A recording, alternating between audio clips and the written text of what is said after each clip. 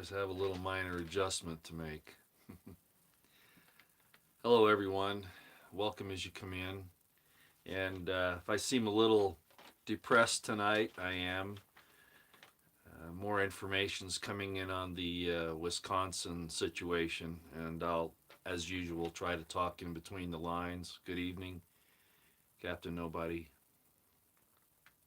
Sean Guthrie, Soraya Moore, Catch 22, Matthew, Jonathan Dunn, everyone. You know, and that's why I named this video what I have. Hi, Roosevelt. Uh, Utter degeneration, utter degradation. I had a hard time trying to figure out which word I should use. They're both appropriate. And hearts waxing cold. I've been watching the banter back and forth, both from the left and the right, over the situation in Wisconsin there that happened with the parade. And those on the left trying to justify it, and those on the right, obviously upset. And I must say that I feel for everyone involved there, and to try to even equate that to the Charlottesville situation where the guy really was trying to get out of danger there, I believe, and people say that's a white supremacist statement. Well, tough luck. Hello, Miss Cat. If you remember that situation, he ran into a girl there, and apparently she died from her injuries. But that really was him trying to get out of the way. This situation was not that, and yet it's pretty much all but been whitewashed. And I just want to caution everybody, no matter how they address this in the media or anywhere else, the ultimate goal is to get us fighting with each other. And while that suspect, I'll call him at this point, he has been charged with 5, I guess it'll be 6 homicides now, plus assault with vehicular assault, so whatever else they do in Wisconsin there, if they're just. He's the one that did it. And yes, he was pushed to it by leftists in the government in particular, people like Nadler, people like Pelosi, the FBI even, Department of Justice. I mean, it's all the way, ladies and gentlemen. It's utter degradation, utter degeneration. And I don't know. I think he does have BLM ties, but, that's not even necessary. It's all the other, as far as I'm concerned, it's all the other ridiculous statements that are being made to fire this thing up. And I would hope, as a matter of fact, Felicia Lockhart and I talked about this the other night. We really need to keep in mind that there are evil forces at work here, and they're trying to divide us along every possible line they can. The most recent, of course, being this entire situation with, of course, the medical situation, right? And the tyranny involved in that, and how it's dividing people up even in their own families. Something that, even race stuff didn't do to this extent. But this is a wicked world full of liars. That's right. And very likely he could have been MK Ultra too. Yeah, I realize all that, Roosevelt. The point is that we have to remember that the government is our enemy, not individuals in these different races, ethnic groups, whatever. These governments and the corporations that have replaced representative government are our enemies, in fact. And I hope, hi Liza Jean, and I hope we all realize that. I think most everybody here on my channel does. I'm not so certain, of course, with the rest of this crazy world with what we're seeing. But to mow down those men, women, and children up there, and to say in any way, shape, or form that it was justified, no matter what the excuse, Of course, he wasn't running from a crime, but of course, that was the lie that came out first. I mean, you got to remember Operation Mockingbird and the repeal of the Smith-Mundt Act and all of this. The government lies all the time, and it's backed up by liars in corporations, in non-government organizations, everybody. So you have to keep your situational awareness on high at all times. You never know when what happened in Wisconsin could happen to you. Never think that you're safe. Always keep your eyes and ears open and always have an escape route within, think about it at least every 5 minutes or so. If something happened, where would I run to? What would I do? Yeah, the media stoked this up. Yeah, they always do, and they're trying to start the race war more, along with the division in the families and in friends and at work and everywhere else over this ridiculous. And again, I got to be careful words to use here. Uh, what what's going on with this continuing tyranny that we see and how it's escalated into concentration camps, literally in Australia, what they've done in Austria, and all this is coming here. Biden just came out, and I noticed Roosevelt said he can't enforce it. It's not lawful for him to do, but regardless, there are those who will act on it. This thing about interstate travel and having to have the GMI in order to do that. This is really going badly. But having children, and especially my grandchildren and my great grandchildren now, and I see what happened up there and what they plan on doing to all of us, murdering our youngsters, murdering our babies, which they've been doing for a long time anyway, but now taking it to another level and excusing it on the basis of some guy who's never even treated a patient in his entire career. Talking about Fauci, of course, the lying criminal. But of course, he's just the front man. He and Gates. This is being run by the most evil entity in the universe. And it's all happening right here.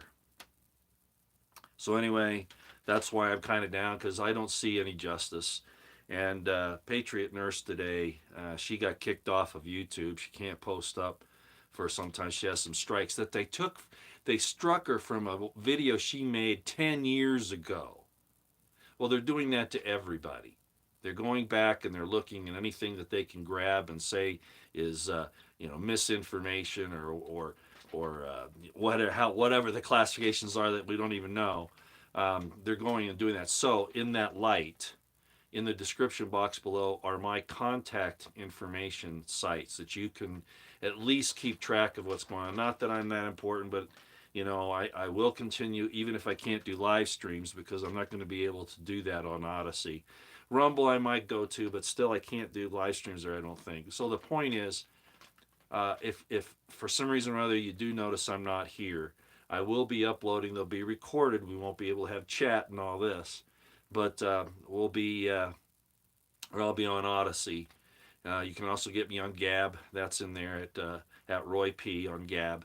And then, thanks to Roosevelt, there's the Crimson Thread book site, which there's a place in there for comments. So if all else fails, you can go there, right? And either Roosevelt or I will catch that there. I don't go there a lot, but often enough that I can look at things and check them out. Okay. You got struck today for a comment on Sean Baker. Yeah. Well, that's going to happen more and more. I mean, they're clamping down, and it's going to get worse. So, at any rate, I'd like to say prayers to the families up there in Wisconsin and anybody who's been hurt in this entire civil war that's starting up. That our governments and our intelligence community, again, what's the intelligence community? What do I call it? Our most dangerous domestic enemy. And I've been right about that for 30 years. Maybe a little longer. I lose track. So, again, as I saw Roosevelt put up, reminding everybody about my video from the other night, that we really are Michael's army. Michael, the archangel, and his army. I believe that that's what's happening, but it is a real war. There are real casualties, okay? It's not going to just be spiritual people fighting each other, spiritual angels, spiritual demons, all that. No, it's happening here, and there are going to be real consequences. Let's not even talk about the Noahide law because that's so misunderstood. I don't even want to go there, J Tig. Is that who you are? J Tig, that's not even the subject matter tonight, okay? So at any rate, again, I don't even think prayers are enough to alleviate the trauma and the sorrow. And this is going to happen more and more, ladies and gentlemen. Look at 2001. Look at 9/11. Look at the Murrah building. Look at Waco. And the government is behind all of this, all of it. So don't take it out on individuals of other races and ethnic groups. Remember, the government and the people, the corporations and the NGOs, the non-government organizations, are the ones responsible for this, and the IC. Just remember that. Okay, this is that time of year where I've talked about it in the past that I'm probably not going to be up on YouTube that much. Twitter's a little easier for me to access if something happens. So if you don't have Twitter, just for the sake of getting information, I'm on Twitter as well, of course, as you know, and I didn't put that in the description box, but I'm on Twitter at Royston Potter, at ROYSTONPOTTE on Twitter. So you can kind of follow me there. I know a lot of people don't want to go there. I understand. Yeah, Ruby Ridge is another one. Who said that? Yeah, all of those things. I mean, it's just ridiculous what's going on here. And letting these criminal law enforcement people off and even hiding them and giving them witness protection. Just murderers, murderers. That's all they are. So, again, anyway, I'm on Twitter. That's another place, and you can follow some of the things that are going on there. But the point is that during this time of year between Thanksgiving and New Year's, I'm not as available as often as I usually am because I'm trying to take care of the things that really matter, you know. And to be honest with you, some family situations have become more difficult to follow through with, and some friends as well for various reasons, which I won't get into. But I still will make the effort. So at any rate, between now and the first of the year, actually the 2nd of January, I might not be on here as much. So those spots in the description box below will be one way to make sure that you can follow me. And also, if this disappears because of what they did to Patriot Nurse, they might do to me. They did it once already, but not bad as just taking the whole channel down, which they could do with all the things I've said. So just be aware of that. Okay, I'll get to that in a minute. Let me talk about a couple other things here, and I don't want to upset anybody. Anybody who can do anything to help people understand the awful situation that we're in, and that we really do need to stand up in Michael's army. We need to be part of Michael's army. We need to be heard. As I said the other night, you need to get committed. You need to stand up. And I know it's hard, but it's an absolute necessity. Okay, now I don't have to worry about it really in a lot of ways because God said it was going to happen, and it's happening, just like I mentioned the other night. But I take things pretty seriously. I think most of you know that. I get very, very introspective, and I, like a lot of people, I want to do more. I know it's in God's hands, but we can't just let it go there. We have to be actively involved with it. So please do. However, and I have to comment on this, and I shouldn't do it, but I felt very uncomfortable when I heard it today. I did listen to, I listen to David Knight every morning, and this morning I took about 10 minutes out to do the upload on Craig Sawyer's situation with Dr. Sacco about quantum mechanics and the resurrection. And I'm going to touch on that tonight because there's some things I'd like to really emphasize because I do believe it. Some people say, "Well, Roy, you're not a Christian." Well, I am. I'm just not the Christian that Romans wanted, that Paul wanted, that Constantine wanted, and some people get upset. Yeah, very little, a little bit. Roosevelt, nothing real deep. But I'll get on it a little bit. But I have to say this, and I don't want to misjudge him on this because I think at this point in time we're all just grappling with what we can do. And yeah, I'm talking about AJ, Alex Jones. He had a guy on today, a young guy, apparently very well spoken, very articulate, very knowledgeable. And they were talking about Alex's new thing that's going to come out in December called Reset Wars. Now, I think it's probably a good thing. I'm not attacking him on it, but I really am starting to get even more suspicious of what in the world is going on here. Uh, if any of you are keeping track of what Lynn Wood has been doing lately, what he did especially to Kyle Rittenhouse in order to make more money, and not to mention the grifting on all the other stuff with Trump. Uh, I just really worry about where something's going here with AJ. And let me get specific, okay?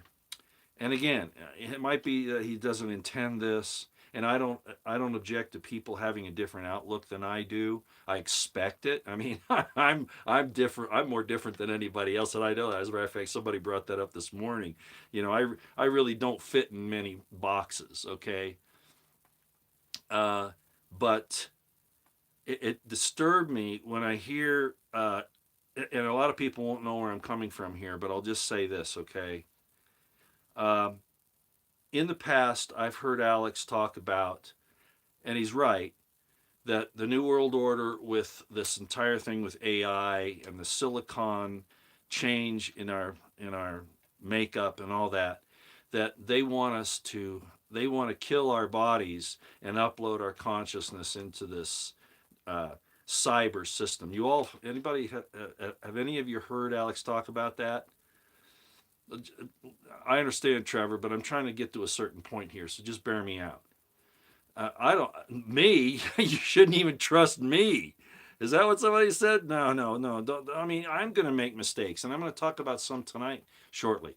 And this is one, I don't want to misjudge Alex on this, but I noticed something on this. He talks about them wanting to destroy our bodies and that we have to keep them, right? We don't want to give our bodies up to them, even if they are going to upload our consciousness to a cyber system. Okay, well then today, when he's got this guy Ducey on there, and I don't know Ducey, you know, I understand he's probably very good, he's very articulate, but then they're talking about that we shouldn't care about this body. Now, you might think that's a little thing, but don't you see that's diametrically opposed? So they don't want us to give up our bodies to the cyber system. But then on the show today, he says our bodies don't mean anything. And I know a lot of people who are spiritually oriented believe that. And I'm just going to point something out to you. Okay? Your life doesn't belong to you. Your life is God's. All right? The story in the Garden of Eden, when he created Adam, when he formed Adam out of the dust of the ground, it's very plain, and people get this mixed up all the time. You have a spirit and you have a body. You have the spiritual side of you and the physical. And it's very plain in Genesis, and I've talked about it so many times, that the spirit and the body are the soul. They are the soul. You are a living soul by definition in Genesis 3. 2, whichever one it is. When I read it, I don't even look at the chapters and verses sometimes, especially in the Torah, because it originally didn't have any. These people that break down the chapters and verses and then find some gematria involved in it, I kind of laugh. But at any rate, the point is they're in the first 3 chapters of Genesis. So when I hear people say that the body doesn't matter, you know, I get upset because that's an invitation to humanicide, to the destruction of mankind. God doesn't want that. I don't care what he said in Jeremiah. or what they translated it as being in Jeremiah. If you don't know what I'm talking about, it's basically intimating that God doesn't care about your body, but that's not true. If that were true, he wouldn't have gone through all the trouble he did in the Garden of Eden. He wouldn't have gone through all the trouble he did to save Abraham and his seed. He wouldn't gone all the. You get my point? And then ultimately, of course, the resurrection of Jesus himself. Yeah, that's right. Just thank you, Giselle. That's right. Bodies are our temples. The temple of what? Our spirit. We are a living soul. So I'm wondering what Alex is up to. I get, it may just be because, I mean, apparently he's under a lot of pressure. They're coming after him on this January 6th thing now. He's had all this trouble with the Censorship business. And as far as I'm concerned, a lot of places, I'm just going to say it very, generally, the Northeast is full of warlocks and witches and covens. They're all over the place, entire communities. I'm just going to tell you that's the case. Okay? Just like I've said before, where Catholics like to get together, like they did in Maryland, or Protestants in Pennsylvania, or Amish in Pennsylvania, you see, or blacks, in one part of the neighborhood, and, naturally gathering together. Luciferians do the same thing. I'll just leave it at that. And they control the local governments and judges and police and everything. And it's hard for me to understand how Alex didn't know that. But at any rate, so I was a little disturbed today when Alex did that. It's one thing to stand firm and have your life taken because you're standing firm for your principles and for God and all that. And maybe that's what he meant, but I just didn't like the way he addressed it. For what that's worth. Okay. Again, the situation with Patriot Nurse. You might want to go to her channel, her B channel. Actually, she's on her A channel. She's still on her main channel. They haven't taken the whole thing down, just certain videos. And they did give her a strike where she can't do any live streams for a while. But she explains that in this particular video, and I probably should have put the link in the description box, but you all can find it. The Patriot Nurse.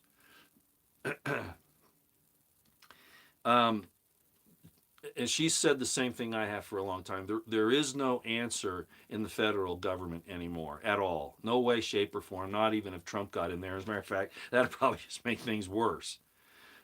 So we have to figure, as we've all said, we have to be on our own, and we have to be able to somehow organize or at least influence our local governments, even though they've been infiltrated as well. So again, like-minded people, you see the masses of people standing up against this tyranny that's going on now, as I showed the other night, as being part of Michael's army. Don't look to D.C. for any, even if Trump got back in there, don't look to D.C.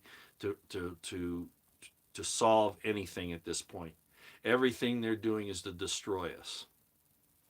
Okay? And Patriot Nurse said that very well, very succinctly in about, I think it took her about 11 minutes. So please go look at that. I think it's worthwhile. Also, this whole thing with what's going on in Australia, in Austria, in Canada, in New Zealand, and even to some extent in the UK and certainly Germany. What's occurring right now are war crimes. War crimes, ladies and gentlemen. War crimes. Crimes against humanity. And I think we all know that. And then the Biden thing about interstate travel, he's going to violate the Constitution.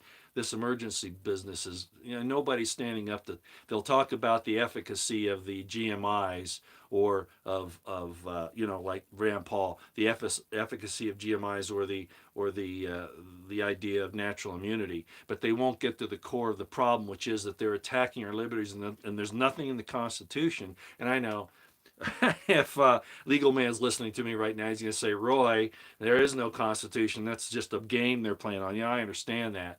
But my point is, they're violating every aspect of our God-given rights. And you just have to understand that. Now, do you all know who Dr. David Martin is? Dr. David Martin's done a lot of good work. He's a brilliant guy. I think his IQ is like 175. I mean, it's way, way up there. And I saw a quote on Twitter today, and I would like to read it to you, okay? And I might have to change one word. And I'm going to tell you up front what it is, okay? Because I don't want this to be a problem. I'm not going to use the word, but it rhymes with virus. Virus. Do you understand what I'm saying? But I don't want to say it the way it normally is because of the context of this sentence here. Okay, yeah. Thanks, Roosevelt. Follow David Martin on YouTube. He will inform you, and he is making a difference. He absolutely is. Much more so, actually, than even people like Dr. Madej, Dr. McCullough, even Dr. Malone. But at any rate, or Dr. Yeadon, Dr. David Martin is attacking them in a really good direction, the very best, I think, under the circumstances. So let me read what he said here. Very important, and I think most of you know this, but this is the way he said it is really important. Remember, I'm going to substitute a particular word with the word virus. Okay, all right. When I read this, okay. You cannot patent something. Quote. This is a quote. You cannot patent something that is naturally occurring. Therefore, the only legal patented virus is manufactured. If it is manufactured, then that becomes a violation of biological and chemical weapons treaties. In other words, it's a war crime. Think about that. I'm going to read it one more time. Quote by Dr. David Martin. You cannot patent something that is naturally occurring, right? Then how did they patent this thing? And et cetera, et cetera. That's his point, because it has been. Therefore, the only legal patented virus, is manufactured. It's made in a lab. If it is manufactured, then that becomes a violation of biological and chemical weapons treaties. It is a war crime.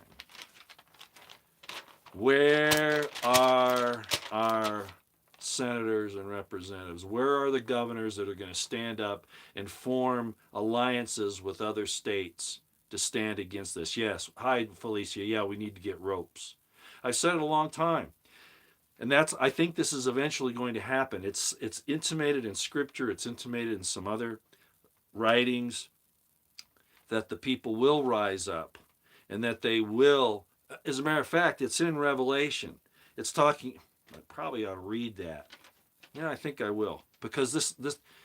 Let me get this. I think it's important.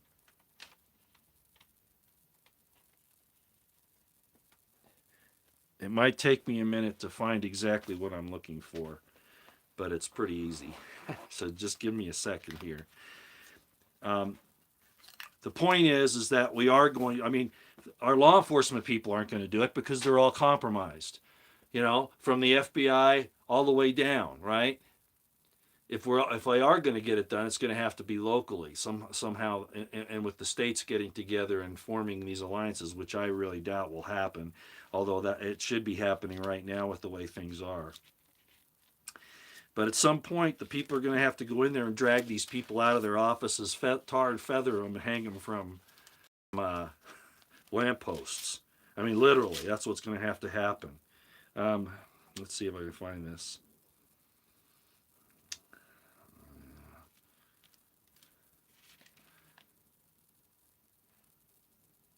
Actually, I think it's in Isaiah. I'll just quote it to you, and I'll find it later. My head's really spinning right now. It says that that he will be conquered, and that you can take that individually with the son of perdition, etc., or you can take it as the whole of these people. Remember, I read the thing last night where it says they will be ashes under our feet, right? Well, this other one, it says, and somebody give me the quote, because right now my head's spinning. I can't remember where it is. That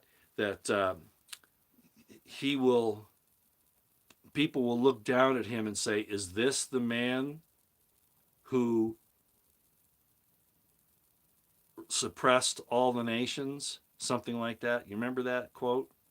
If anybody can remember where it is, I'm having a brain cramp right now. They will narrowly look upon him and consider him and say, this is the man who did this to all the nations. Is this whom I feared? Thank you, Felicia. You might be able to tell me where that is. I think it is in Isaiah now that I think about it. I thought it was Revelation, but I don't think so. I think it's from Isaiah 14. Thank you, Samuel. I thought it was Isaiah, but yeah, it had been a while since I've done it. So that's it. That is what happens. They get grabbed and thrown down. 14:18. Thank you. Isaiah 14:18. Let's go ahead and read it. Since thank goodness you guys are on the ball tonight.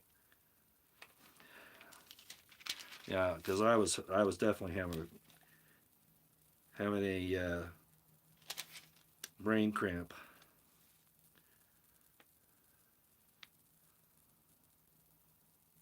Yeah. And this ties in with the latter day Antichrist as well. Okay. How art thou fallen, O Lucifer, son of the morning? How art thou cut down to the ground, which did sweeten the nations? And remember, we're talking not just about an individual. I believe there is the evil one, but there's also the system of the evil one, okay? And this whole system is going to be in this way. For thou hast said in thine heart, I will ascend into heaven, I will exalt my throne above the stars of God. I will sit also upon the mount of congregation in the sides of the north. What is it? Ray Kurzweil said he's going to be the first God. Wow, he sure fits this, doesn't he? I will ascend upon the heights of the clouds. I will be like the Most High. And then verse 15, yet thou shalt be brought down to hell, to the sides of the pit. They that see thee shall narrowly look upon thee. I had it almost right. And consider thee, saying, is this the man that made the earth to tremble, that did shake kingdoms, that made the world as a wilderness, and destroyed the cities thereof, that opened not the house of his prisoners? All the kings of the nations, even all of them, lie in glory, every one in his own house. But thou art cast out of thy grave like an abominable branch. That's their end, along with us walking over their ashes as stubble. Thank you for reminding me that it was in Isaiah chapter 14. Okay, so that's where we are. And now let's try to transition over into something that might be a little more hopeful.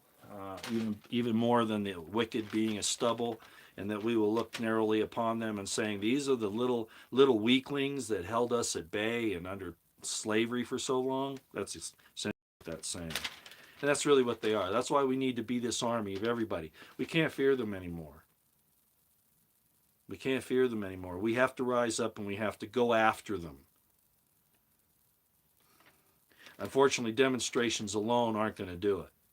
But that's the starting point. We're meeting the armies. The two armies are hitting right now, right? And it's going to get worse. They're clashing, just like it says, right? The army of Michael and the army of Satan are clashing, right? They're doing that now. And there have been a few casualties, but it's going to get worse.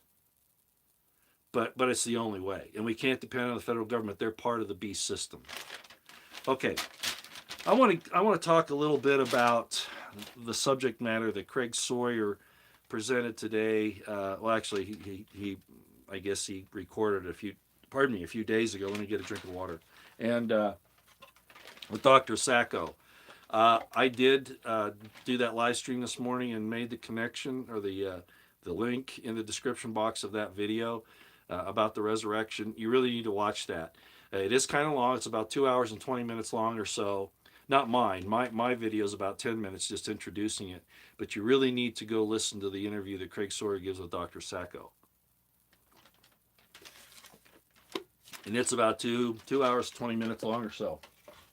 It's worth every minute, okay? Now, I did a video. I've done several videos on the Shroud of Turin. I did a whole nightcap on it about a year and a half ago or so, maybe a year ago. I think it was actually 2 years ago. I've done intermittently over the years. I've mentioned it. I brought it up under certain circumstances. And again, people might say, well, Roy, you're so hard on the New Testament. Why do you believe that there's a resurrection? Well, because I don't depend on the New Testament for what I have my faith in. I understand the historical problems of Pauline Christianity in particular, and how the Gospels were manipulated. Now, there were some manipulations in the Tanakh as well, and I've pointed that out for a long time. Not just in the New Testament, but in the Tanakh, which is the all of the Old Testament, the Torah, the Nevi'im, and the Ketuvim. And that's what that stands for, Tanakh. That's an acronym.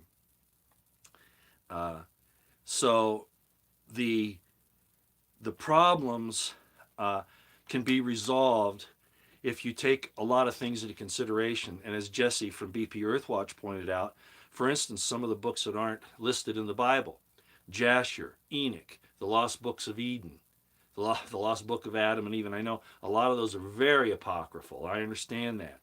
But you get that, you get the Gnostic scriptures, you understand history, and this is a very intense study.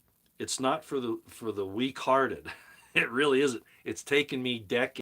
Okay, so I don't expect any of you to be able to figure all this out, even just watching my videos. I don't expect that, but I want you to expand out a little bit. At least consider that things aren't the way you've been told, even though it's in Scripture.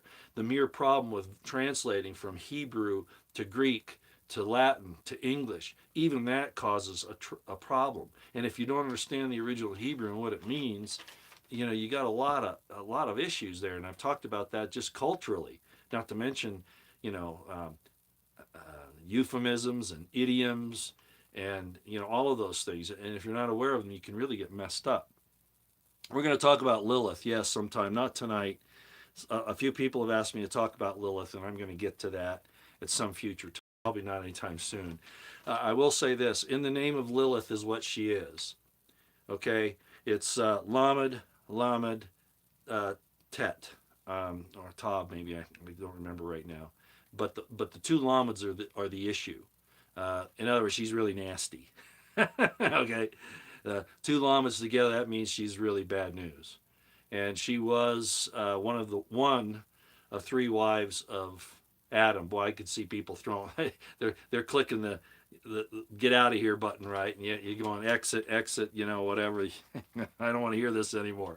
But yeah, Adam had three wives: Sarah, Phoebe, and Lilith. And all together they were considered Eve. But I'm not going to get into that tonight. But that's a little whetting your appetite there, Roosevelt, and some other people that asked me to talk about Lilith. But that's as far as I'm going to go tonight. Okay. All right, let's talk about this resurrection thing, because this was really good. Now, I'm not a physicist, okay? So some of what he said, I went to try to look it up, and I'm not sure. I'll say this up front. Dr. Sacco, towards the end, he mentioned it earlier in the interview, and then he mentioned it again later, that there was something about the DNA that they found in the blood off the Shroud of Turin, okay? That there was something about the DNA that he did not want to talk about. I'm hoping that his source information isn't Ron Wyatt. I don't think it is, because Ron Wyatt said that he got it in Jerusalem, where the blood slipped down through where the cross was onto the Ark of the Covenant. And I'm sorry, I don't buy that story for a lot of reasons. So at any rate, I don't think that that's what Dr. Sacco was talking about. I think there were probably it's AB blood. That's not Rh negative. That's not according to Dr. Sacco. It's AB blood, AB positive, and there are chromosomes, X and Y chromosomes, which of course Mary could not have provided the Y chromosome. So the question is, where did the Y chromosome come from?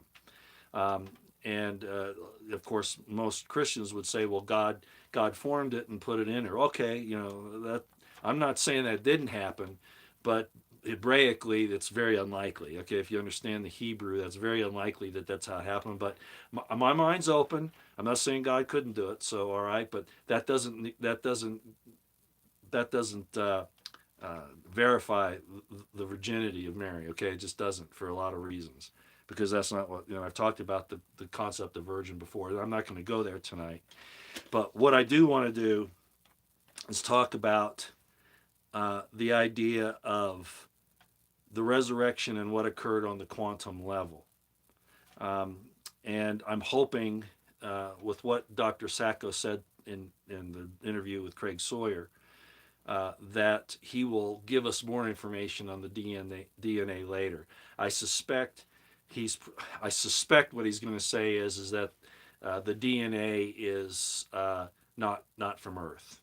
Okay, I'm just going to put that up front. I think that's what he's going to say, and in fact, if that is the case scientifically, that would not hurt my feelings. Okay, just so you all know, that would not hurt my feelings if it turns out that the DNA sequence is not human. Did God violate what he told the fallen angels not to do? Did he violate it himself?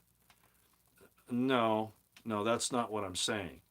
Uh, but if something happened like that, that would certainly be acceptable under certain other laws. And I'm not going to get to that right tonight.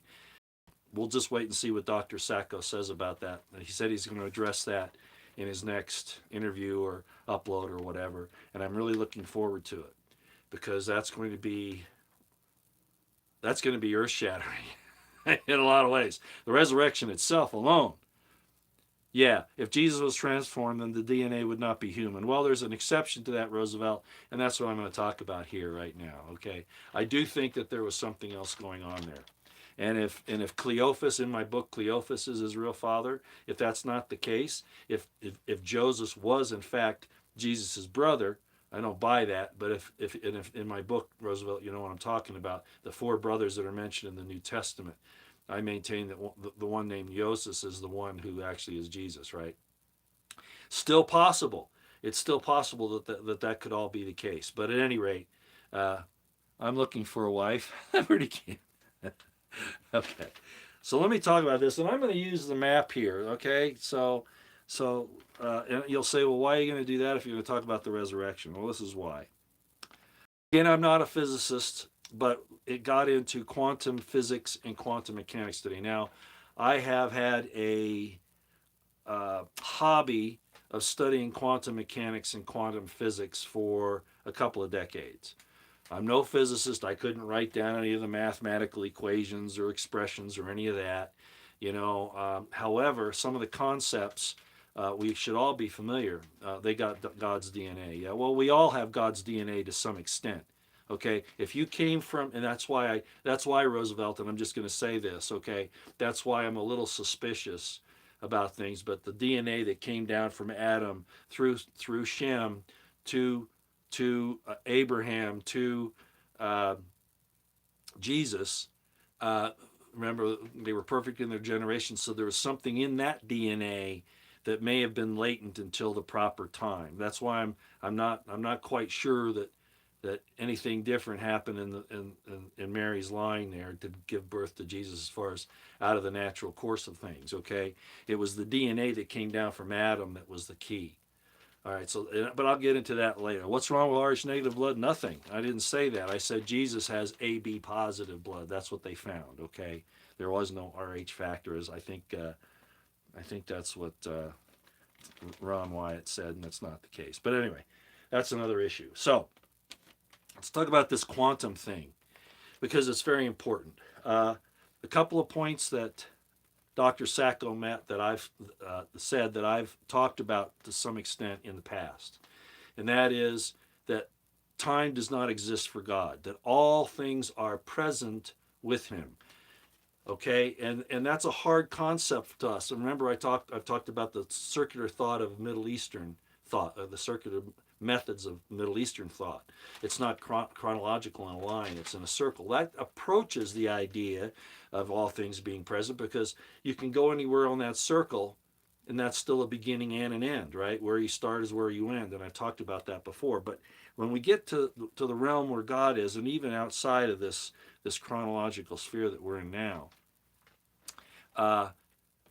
time no longer restricts you.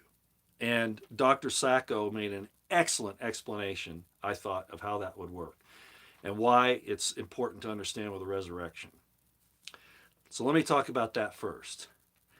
Uh, we have in this part of the universe um, a thing called the second law of thermodynamics, and I've talked about it before as the reason why the law of evolution, the law theory of evolution, can't. Because if there's no God, if there's no exterior force acting on physical matter, then it has a tendency to decay unless an outside intelligent force puts energy into the system. And I know I got into some arguments with some people that claim to be physicists and all that about a closed system, and all that, but that still doesn't answer the question. And I don't want to go there tonight. What I'm going to say is that basically what it says is that it's an intelligent design, and that there's some type of intelligence or exterior force. It's not random, like a 747 being suddenly put together in a junkyard, right? and so there's an intelligent design. There's actually some intelligence behind it, and that's the issue, and that's what many of the biologists and evolutionists don't want to admit. But at any rate, in quantum mechanics, one of the things that I learned very early on was two ideas. One is that the observer can affect what happens at the quantum level. When you observe things at the quantum level, merely observing it changes what's happening. That's incredible. Okay? The other thing is that, and it's kind of evident in the slit light experiment, if you've ever heard of that. You'll have a light source here. Let's say there's a light source here, right here. And then you have a piece of cardboard back a little way, and then you have another piece of cardboard or a screen, and you make one slit in that, okay? And the light pattern of the wavelength forms a certain way, right? Well, then you put two slits in, and you fire one photon at a time, and guess what happens? The same wavelength is made. So what's happening at the quantum level is that the quantum particles, and that there was some disagreement today that I had with Craig Sawyer and with Dr. Sacco on what they were saying those are. Photons, certainly, but we're going to talk about another particle here in a minute. But the idea is that they actually talk to each other. They actually, when one does something, the other does what it's supposed to. It's kind of like, you go here and I'll go there. This is the pattern we got to make. So you go that way, like if there was just one slit, and I'll go this way, okay? That kind of thing. All right. That was some of the first experiments on quantum mechanics, and I can't really show it to you here. I wish I could, but a lot of you are familiar. No such thing as a photon, never proven. Okay, good grief. Argue with the physicists, okay? So at any rate, sometimes it's a particle, sometimes it's a wave, okay? I don't want to get into that part tonight. That's not even where we're going. So stay on subject here, all right? So what they said was, and I've talked about this before, communication, even at light speed, takes time to traverse a distance. And that distance, like from the sun to the earth, I don't want to get into flat earth theory and all that. I'm just talking about the basic ideas of the speed of light. It takes 9.5 minutes for the light from the sun to reach the earth. Around 9 minutes, okay? Going 180,000 miles per second. Now, there's some problems with that theory because when you approach the speed of light, again, time changes. So is it really taking 9 minutes? That's, again, not the issue, okay? However, radio waves, for instance, I mean, they take time to go, to the moon and back, all right? You shoot a radio wave, and I do that with my... with some of my radios. I can send signals to the moon and I can see how long it takes it from transmission to come back. Okay? So there is a time delay. All right? However, our consciousness, our spirits that are tied into the quantum field, and there's some very interesting ways that we're tied into that, but I probably shouldn't get into any too great detail. I want to point this out. That we are tied to God. And even if he were on the other side of the universe, your communication with him on the quantum level is instantaneous. There's no delay. It's like there is an umbilical cord from you to him. That also exists between us. Have you ever had a situation, my wife and I used to experience this all the time. she would have an impression. She would be, back in the States over here, right?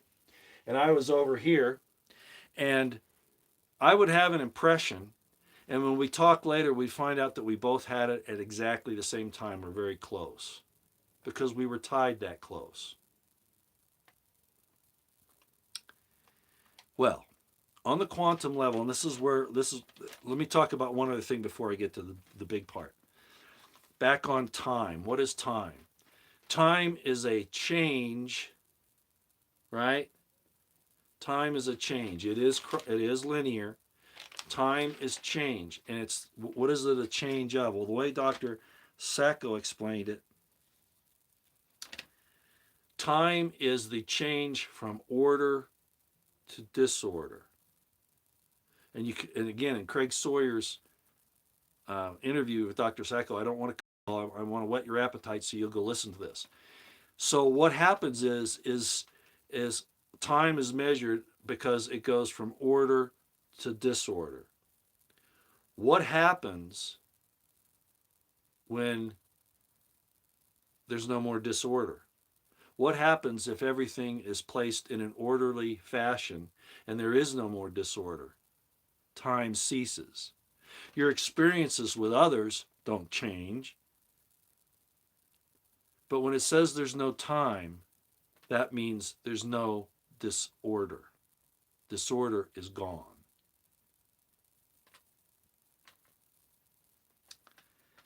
Now, this is where it gets kind of tricky.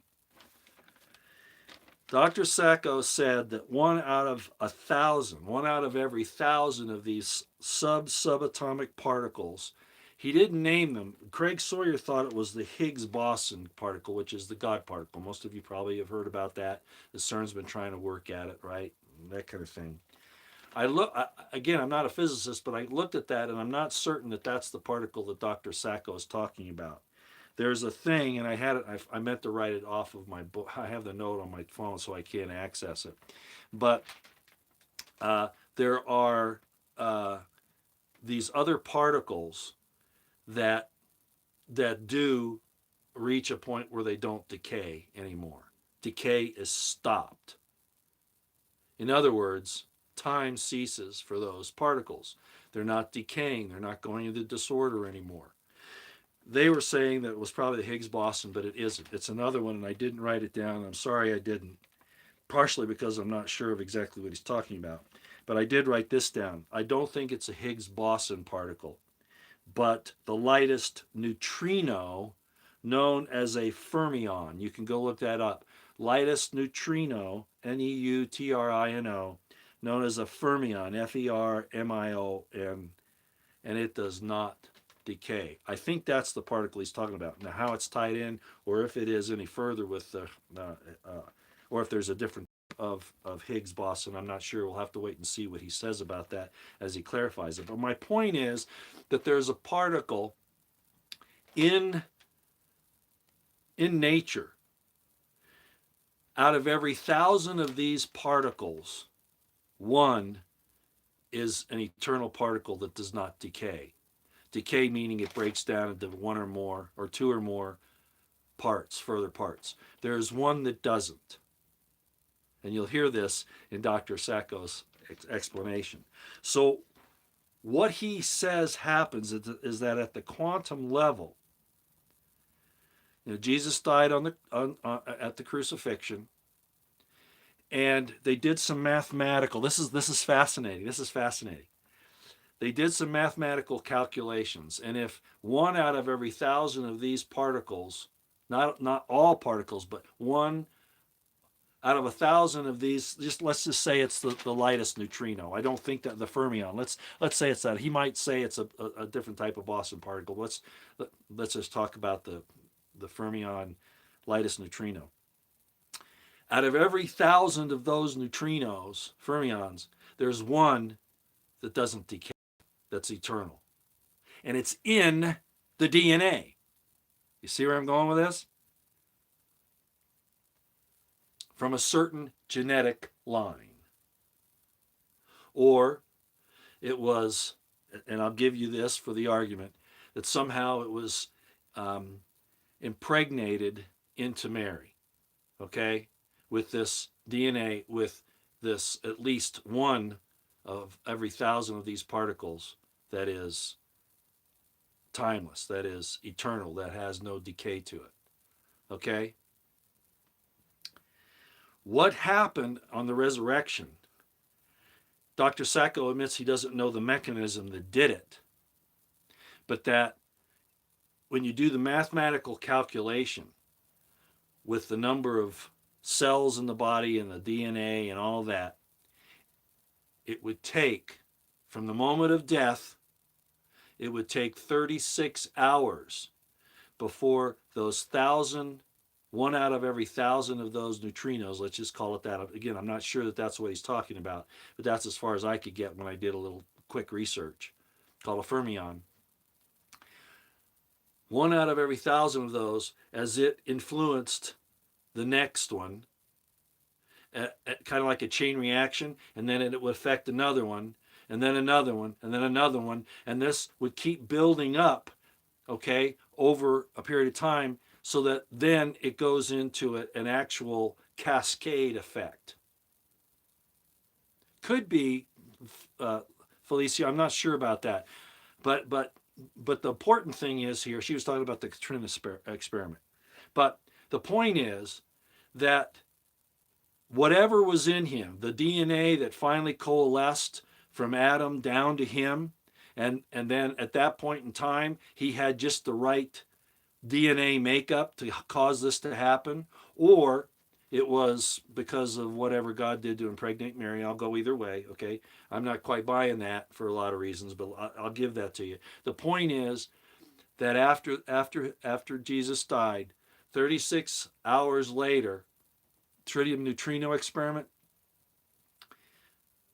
at that point in time, the cascade effect caused these particles to then influence all of the other atoms and cell DNA and cells and everything in his body, so that it all reached a some people would say an event horizon, or like I said, a cascade effect, where it finally all culminates at once. Then energy is released, and the body goes from natural to supernatural. Now, what does he mean by supernatural? Paul kind of hit on it when he said we go from corruption to incorruption. Kind of the same idea. So, at that point in time, the body became a supernatural body that was no longer subject to what? The second law of thermodynamics, entropy, from order to disorder. Therefore, there was no time in it. So what did he do? He's everywhere. Everywhere and anywhere he wants to be. This isn't religion now, Liberty Can. This is physics I'm talking about. This was all done by the team that studied the Shroud of Turin. So that's why I'm telling you, go to my video before this one, where it tells you to a little 10-minute introduction, and then you go and you watch. It's about a 2-hour, 20-minute interview between Craig Sawyer and Dr. Sacco. So what we have here is we have a situation that physics can explain it based upon that one out of every 1,000 particles that looks like they were there. Because when this thing occurred on Jesus, there was no side movement of energy. It was all straight up and down, which would be exactly what they'd expect. Now, how does that relate to us? Well, Felicia will know about this, okay, because I think I told her about it. I may have even talked to you about it, Roosevelt. I'm not sure, but I think it was Felicia. Yeah, it was Felicia. Two things. Oh, by the way, on that subject matter that I did the other night, I forget the name of the video now, but some people were seeing some of the same stuff that we saw when I did the Bettina Memorial myself, when I did it.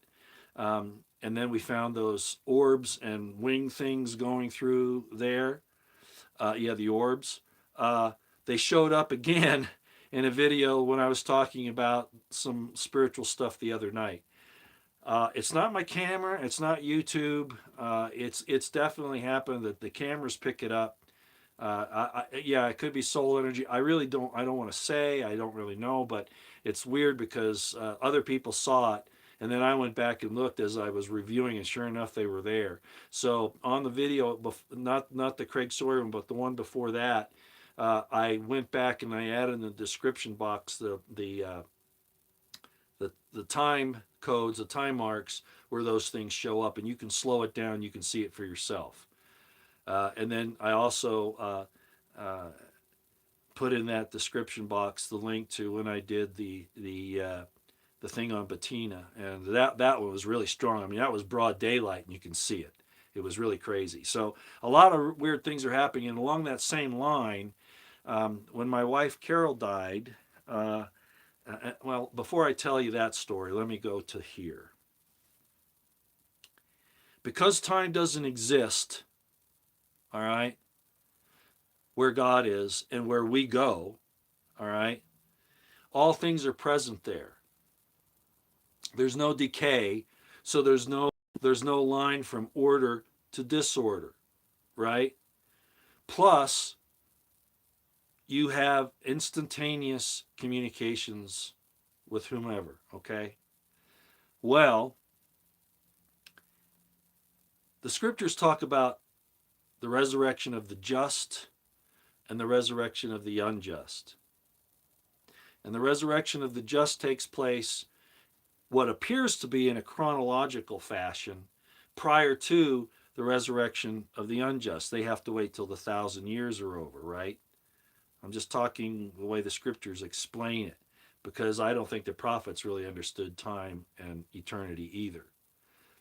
The point is that there are some, I believe, who undergo, and we saw that, I've talked about it before. Sorry, my nose itches. No, it's like, I was out in the sun a little too much today, so I'm a little burned here. There is something about when Jesus was resurrected, there were reports. I'm not sure that I take them totally on face value, but there were reports that other people were resurrected at the same time as Jesus, which means also that a resurrection of sorts may have been going on, because there's no time there, going on since then. Okay? So a lot of people may have already been resurrected. And that's been my position for a long time. And two stories about that. My wife died from ovarian cancer in 2008. And I went down to a friend's house to do some work with them. They were working on their house. And I stayed in a little ATV trailer that had a bed in it and a little kitchen and all that. And I went in there. It was my first night there. And I laid down. I didn't cover up because I usually don't. And the door opened. And somebody stepped on the step to come in. The trailer went back and forth. I may have talked about this before to you. And I thought it was my friend's wife coming in to check on me. I do remember that there was flickering of lights all around me, all right? I don't mean that the lights in the trailer were going on and off. I mean there was like a mist with little tiny specks of light sparkling, okay? And I distinctly remember that. And then the door closed, and this person sat on the bed. And I felt the bed move. And, well, she wouldn't have done it. The guy's wife wouldn't have done that. She would have opened the door and said, "Roy, you okay?" And I would have said, "Yeah." Then she would have left, right? No, this was something else. Well, I opened my eyes up, and I'm looking around. Some people say, "You're crazy." Well, okay, fine. Okay, that's all right. I'm giving you a firsthand experience, okay? I didn't see the person, okay? But the next thing that happened is the bed moved again, and then I had not pulled the sheets up over me. They were down on my legs, which was very common for me. And Carol, when she'd find me like that when I was sleeping, she'd pick the sheet up and put it over me. Well, guess what happened? I watched it happen. The sheet picked up and came and laid over me. Yeah. Now, there are those who will say that spirits can do, I think they call it telekinesis or whatever, the disembodied spirits. But I don't think that's what this was. I think Carol had already had a resurrection. And I've looked at that as that way for quite some time. I couldn't see her because, as Dr. Sacco says, they're in a super ordered state, as he calls it. Remember, once that whole process begins, it actually super orders your physical DNA, cell structure, body, etc. And you may or may not see it with your natural eyes because it is super ordered. And apparently they can come in and out of your vision. I haven't experienced that yet that I know of, okay? But those other things did happen. So my feeling is that there are a lot of our loved ones, like these children that were up in Wisconsin, that have now lost their lives. I'm sure that they have already, gone through this process, or will shortly. Now, there's another story, and that is with Bettina, and Felicia knows about this. We did her memorial. Felicia did one, and I did one.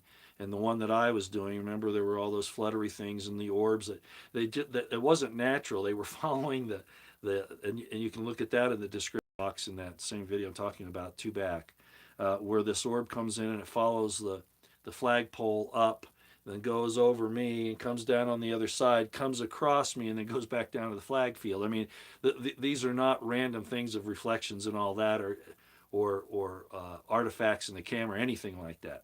Okay, it is happening in broad daylight, and then there's the fluttery thing that comes through. Well, that was really interesting. However, I did have, and I'm not certain whether I should even say this, but Felicia already knows about it, so I'm going to go ahead and tell you. I had a dream about Bettina a few days later, and I saw her, and I'd never met her in person. But she was tall, as I understand. She was 5'8". She was tall, and very beautiful, in perfect form, the perfect form of a woman, with a very loose robe about her. And it was her. Whether I was manufacturing that in my head, because you can have bereavement hallucinations, that's certainly possible. The thing with Carol wasn't a hallucination, and there's another story after that I'll tell you about that'll prove it. But I wanted to bring up the thing with Bettina because I think that she was resurrected immediately, or within that 36 hours or whatever. Whenever they took care of her physical body, whatever, within 36 hours or however long after, she had her new body. Yeah, I believe that. One more story on that line, so that you know that there is something to this. One of the things that happened, and I think I may have mentioned this before, a few weeks later, after the situation with Carol, where the sheet came up over me, I was in my house, in my bedroom, and one of the things Carol used to do when we were walking is, whether she was on my left side or my right, if she was on my left side, she would do it with her left hand. If she was on my right side, if she was on my left side, she'd reach around, but she'd grab my hip and she'd pinch me, and she'd say to me, "We're joined at the hip," and she'd pinch me. It was the only that's what she did. Well, so I'm laying in bed this one night, and I feel this pinch on my right side, and it wakes me up. And I'm thinking, did I dream that or did that really happen? And so I spoke out loud and I said, Carol, if that's you, I'm really thick right now. This grief is just, I'm missing you. It's really terrible. If it's you, it's great, but I'm not really sure of myself. Well, my youngest daughter was sleeping in the bedroom behind me. And so what I said is, Carol, if that's you, go talk to Elizabeth and tell her what you want to tell her. Well, immediately Elizabeth started talking. Chat, chat, chat, chat, chat, chat. I heard her talking. I'm going, what in the world? I get up and I go to the door of her room, and I don't do anything. I just stand there. I don't want to disturb what's going on. And she's just chattering away, and then she stops and she turns to me and she says, Daddy, Carol says she loves you. Turned and started talking again. And I'm like, whoa, whoa. I didn't want to interfere, so I went back. I think I probably laid awake most of the night from there. The next morning, I go out to fix breakfast for her, and I don't say anything to her about it. And she comes out, she has this cute little pink bathrobe, and she's rubbing her eyes. You know how little kids are. She was 11 at the time, 10 or 11. And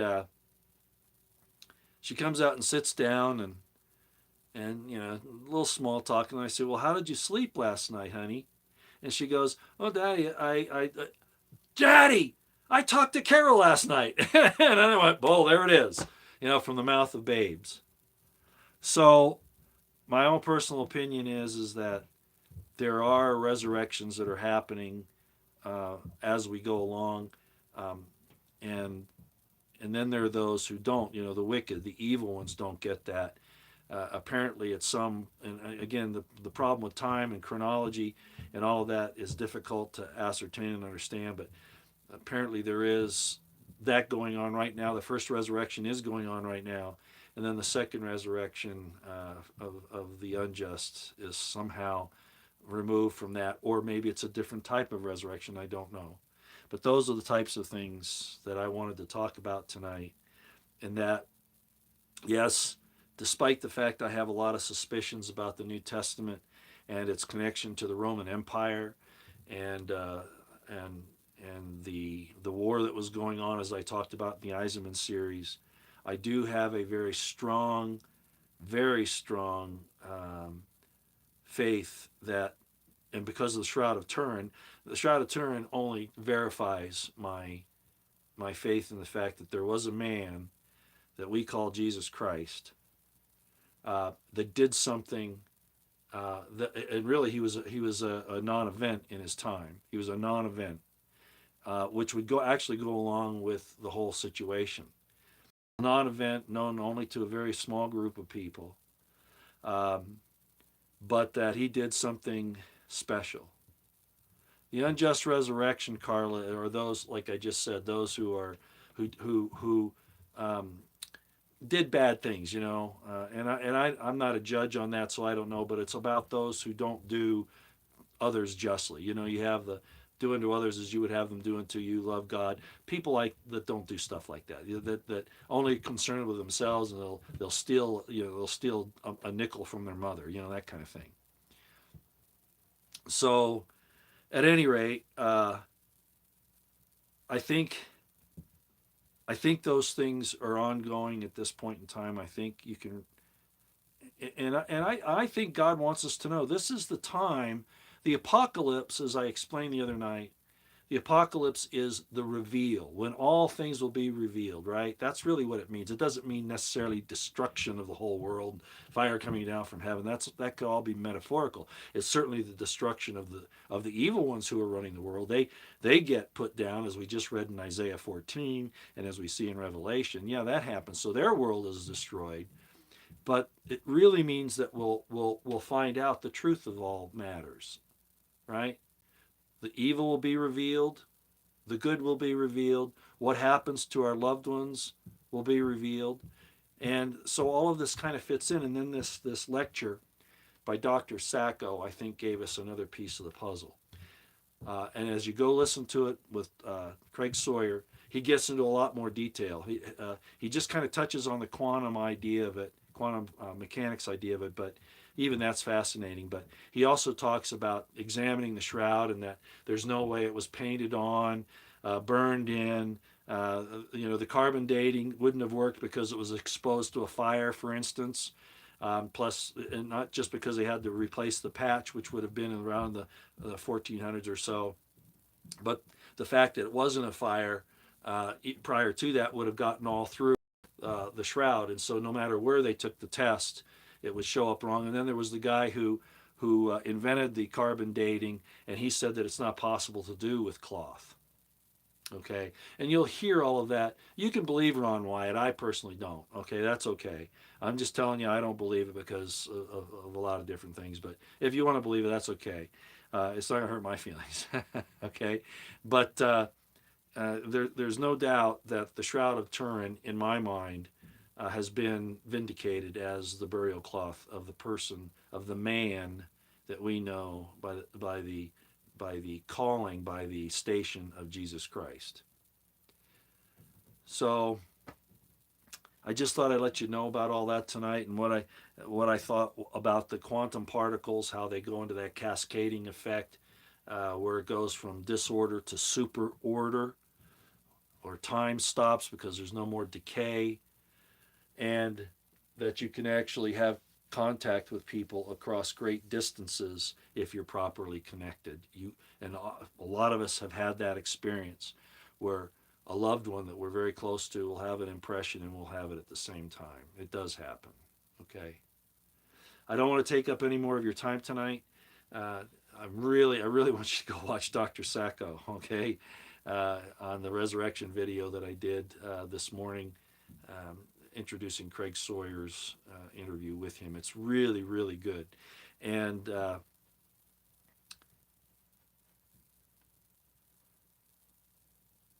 I'll just leave it at that for now. I think that's more than enough at this point. Go get a drink. Cheyenne, how did you know I was to do? One of my favorite things now is a gin and tonic with lemon and lime in it. Isn't that funny? I still like scotch, but the lemon and lime and the gin and tonic is very refreshing. It doesn't hit me quite as hard. No, not believing Wyatt, only Jehovah. Well, no, I can understand what they're saying, Carla. It's just that there's some problems with the Ron Wyatt story, but that's okay.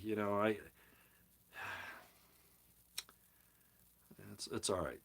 So anyway, please go watch that interview if you have the time, and if you have to break it up, that's okay. But I think you'll find it fascinating, and it's probably one of the better presentations of the Shroud of Turin and its authenticity. I think it's absolutely fantastic. All right. Thanks, everybody, for coming, and thanks for helping me on Isaiah 14 tonight. I was having a brain cramp. I was confusing Revelation 13 with Isaiah. That happens sometimes because they're really close. I don't know if you know that. Isaiah, Daniel, Ezekiel, Micah, anyway, a lot of those books have a lot of the similar things happening to them, so sometimes I'll get confused as to where it is. So thank you for helping me out with that. Okay. All right, everybody, have a good evening. Again, I'm probably not going to be up much over the next month and a half, because this is a real important time, especially with the way things are going. This could very well be the last Thanksgiving, Christmas season that we have, where we're as free as we are now, unless Michael's army, led by the Spirit of the Lord and by Michael himself, unless we can go after these people and put them down. I think, as I said before, I think we're somewhere in the middle of the trib right now. That's my feeling on it, and from everything that's happening, I think that's pretty accurate. So let's see what happens. Okay, all right. Thanks everybody for coming. Happy Thanksgiving, and I'll see you on the other side.